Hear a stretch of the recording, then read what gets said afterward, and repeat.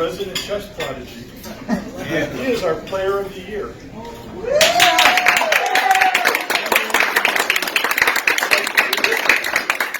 This award is a recognition of your outstanding achievements in 2019. You have won 40 trophies and have obtained numerous titles. A few are K1 Illinois State Champion, First Grade Illinois All Grade State Champion, K3 Ice Harbor Champion, K1 Illinois Catholic Champion, 10th place on World Open under 13, under 1,000, 10th place All Grade National Champion. We are honored to have known you win, because one day he's going to be, and to have been a small part of your development. Thank you for helping us with the final that you played for us at one of our Chicago Ridge Chess at the Mall events, where you demonstrated your playing strength to a much older playing field. Your vast achievements are a reflection of very hard work and the total dedication of your parents.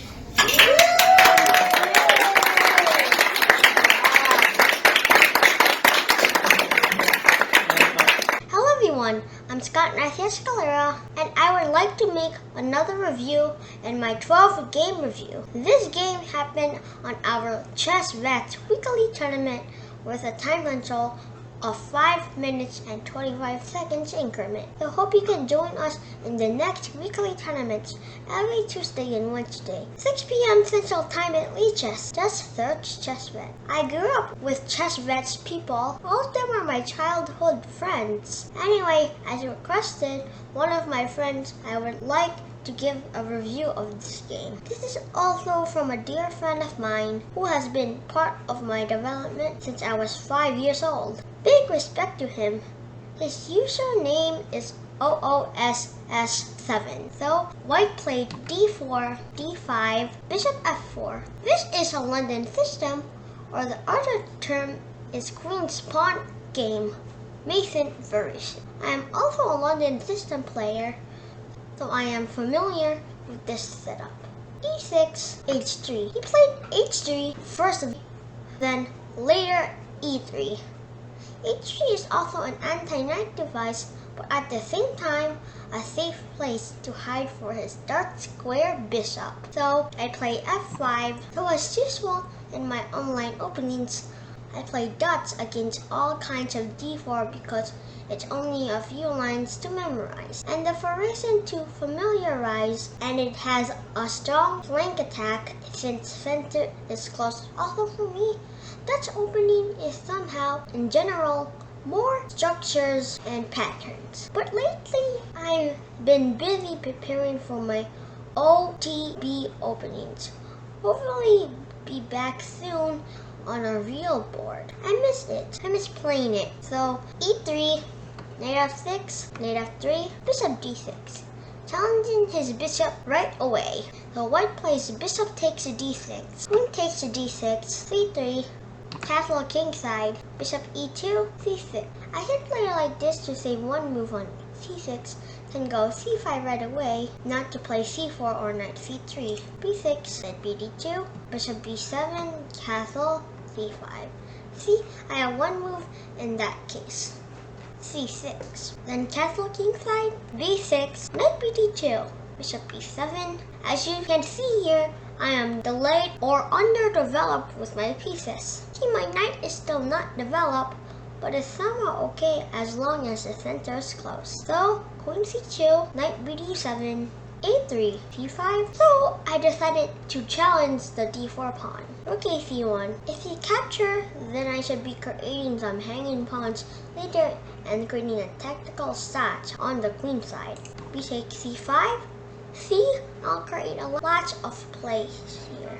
The d5 pawn's controlling the e4, c4, although he has two defenders to go b4, and bishop can also go c6 and rook f b8 and rook b7, rook a b8, attacking this pawn was like a battery strategy. So I play c4, queen b1, b5. This move should go first, then a5. I am preventing a4 move, not g5. For me, this move is too early. There is no clear attack. Everything is defended. Also, I can easily check out the knight while developing my pieces. though knight e4. This move is not really part of my preparation since it can cause damage on pawn structure. But based on my calculations, I can create a play kingside right away. The other game plan would be like this: bishop c6, rook fe1, rook fb8, b4, a5. See, my king side is solid, and my rooks in the queen side are performing well.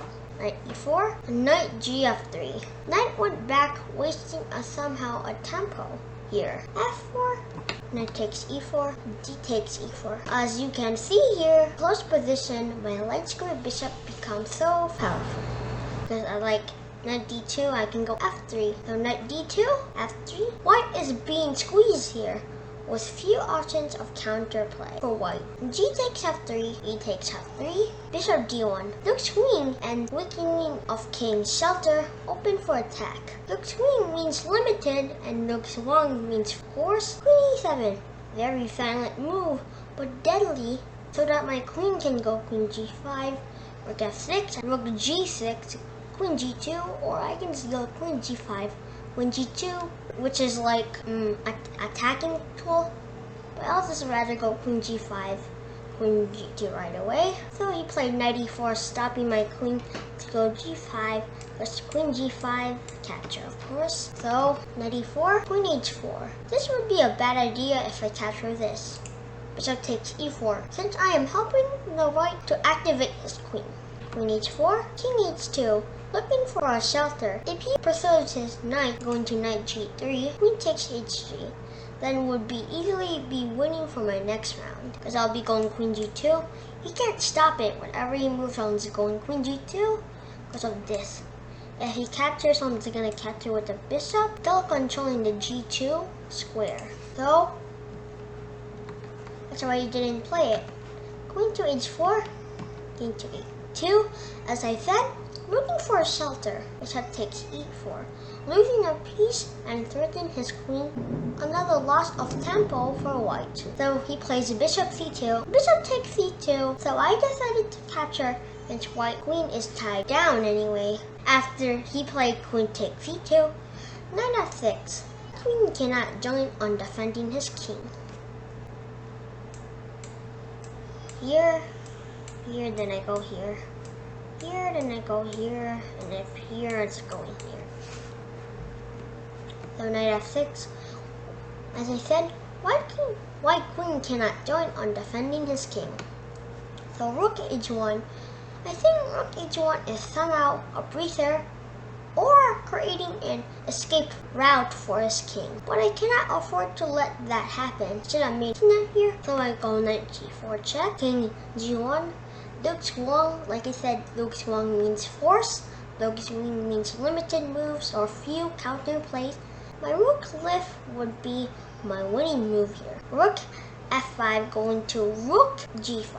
I think a blunder since his king has no more square to hide when he played rook to f1. If you move here, king to f1, then rook g5, king e1, knight takes e3, queen d2, rook g4.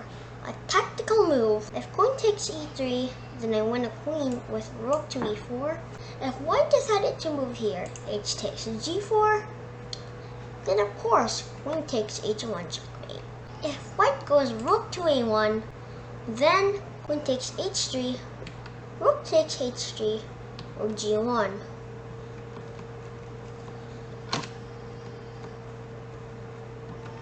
So rook f1, so this is what happened. Rook to g5, rook e1, knight takes e3.